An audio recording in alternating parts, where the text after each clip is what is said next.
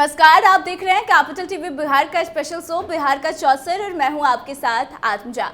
RSS के संचालक मोहन भागवत ने एक बयान दिया जिसके बाद से सियासी हलकों में हड़कंप मच गई है। जी हां, झारखंड के गुमला से आरएसएस चीफ मोहन भागवत ने एक बड़ा संदेश दिया है और कहा कि अब लोग सुपरमैन बनना चाहते हैं। मोहन भागवत ने कहा कि आत्म विकास करते समय एक मनुष्य सुपरमैन बनना चाहता है। सुपरमैन के बाद वह देवता और फिर भगवान बनना चाहता है। इंसान विश्व रूप की भी आकांक्षा रखता है, लेकिन वहां से आगे भी कुछ है क्या, यह कोई नहीं जानता है।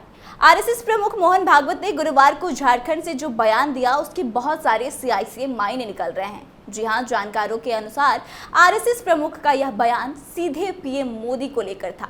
आरएसएस के चीफ ने कहा कि प्रगति का कभी कोई अंत होता है। जब हम अपने लक्ष्य तक पहुंचते हैं तो हम देखते हैं कि अभी भी बहुत कुछ करना बाकी है। एक आदमी सुपरमैन बन जाता है, फिर एक देव और फिर भगवान। भागवत के अब इस बयान के बाद से सियासी पारा काफी चढ़ा हुआ है। कांग्रेस समेत कई विरोधी दल भागवत के इस बयान पर पीएम मोदी के लिए तंज मान रहे हैं।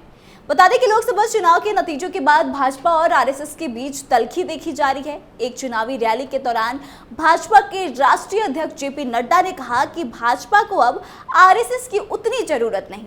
लेकिन जब आप लोकसभा चुनाव के नतीजों को देखेंगे तो भाजपा को काफी हानि उठानी पड़ी। पार्टी 2019 और 2014 के चुनाव की तुलना में 2024 में सबसे खराब प्रदर्शन करी। भाजपा की हालत ऐसी हुई कि अकेले दम पर पूर्ण बहुमत तक हासिल नहीं कर पाई। भागवत ने यह भी कहा कि एक आदमी सुपरमैन बनना चाहता है, फिर एक देव, फिर भगवान। आंतरिक और बाह्य दोनों ही प्रकार के विकासों का कोई अंत नहीं है।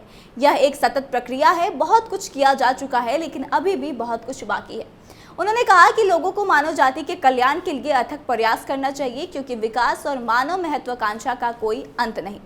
कथित तौर पर लोकसभा चुनाव में संघ ने कोई भूमिका नहीं निभाई थी। जो कुछ भी हुआ वो भाजपा ने अपने बलबूते किया था।